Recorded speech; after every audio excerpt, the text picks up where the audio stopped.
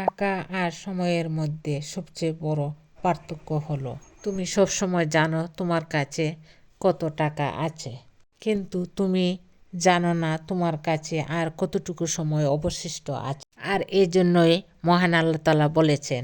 Hello viewers, আসসালামু আলাইকুম। আজকে টাকা ও সময় নিয়ে আপনাদের সাথে কিছু কথা শেয়ার করব। সময়ের শপথ মানুষ নিশ্চয়ই ক্ষতির মধ্যে রয়েছে। এর কারণ মানুষ নিজের অর্থ সম্পদের ব্যাংক ব্যালেন্স তো জানে, কিন্তু কতটুকু সময় যে তার এই জীবনে আর বাকি আছে তা সে জানে না।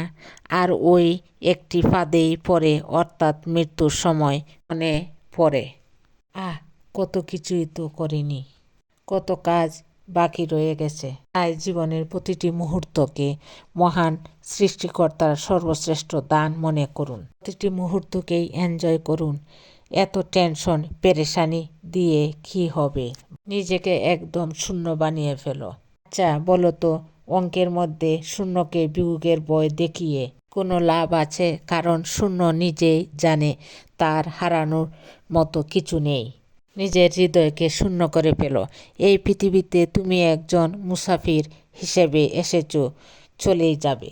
শুধুমাত্র মহান সৃষ্টিকর্তার দেওয়া আদেশ ও নিষেধগুলি মাথায় রেখে আর যাবতীয় সব দুনিয়াবি পেরেশানি মাথা থেকে বের করে ফেলে দাও। একদম শূন্য হয়ে যাও। তাহলে আর হারানোর মতো কোনো ভয় তোমার পেছনে কাজ করবে না।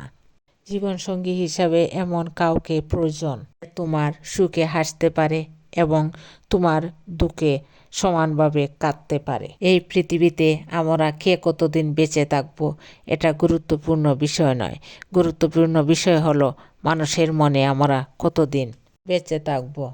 যদি কষ্টে থাকো তাহলে মনে রেখো পাপ ক্ষয় হচ্ছে, আর যদি আনন্দে আত্মহারা হয়ে যাও সেই সময়টাতে মনে রাখবে তোমার পূর্ণ ক্ষয় হচ্ছে। যদি কখনো নিজেকে খুব বেশি একা মনে হয়, অসহায় মনে হয়, তখন একটু স্মরণে রেখো এই পৃথিবীতে তুমি একাই এসেছিলে আর এখান থেকে তোমাকে একাই যেতে হবে। কচু পাতা দেখেছ নিশ্চয়ই, উপরটা সবুজ কিন্তু ভেতরটা চুলকানিতে ভরা। তেমনি কিছু মানুষ আছে যাদের ভিতরের আবরণটা এভারগ্রিন, মনে হয় খুবই সবুজ, খুবই মোলায়েম, কিন্তু ভেতরটা আবর্জনায় ভরা।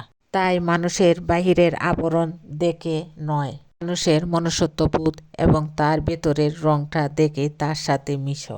একজন ভালো চরিত্রের মানুষ আপনাকে ভালোই ভাববে, আর একজন খারাপ চরিত্রের মানুষ আপনাকে তার মতো খারাপই ভাববে।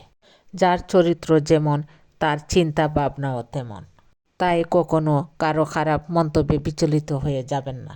ভাববেন না যে সে আপনার ব্যাপারে যা বলেছে তা সত্য। আসলে সে আপনার ব্যাপারে মন্তব্য করে তার নিজের মনোভাবের জানান দিয়েছে। সবাইকে অনেক অনেক ধন্যবাদ জানিয়ে আজকের ভিডিও শেষ করছি। সবাই ভালো থাকবেন। আসসালামু আলাইকুম।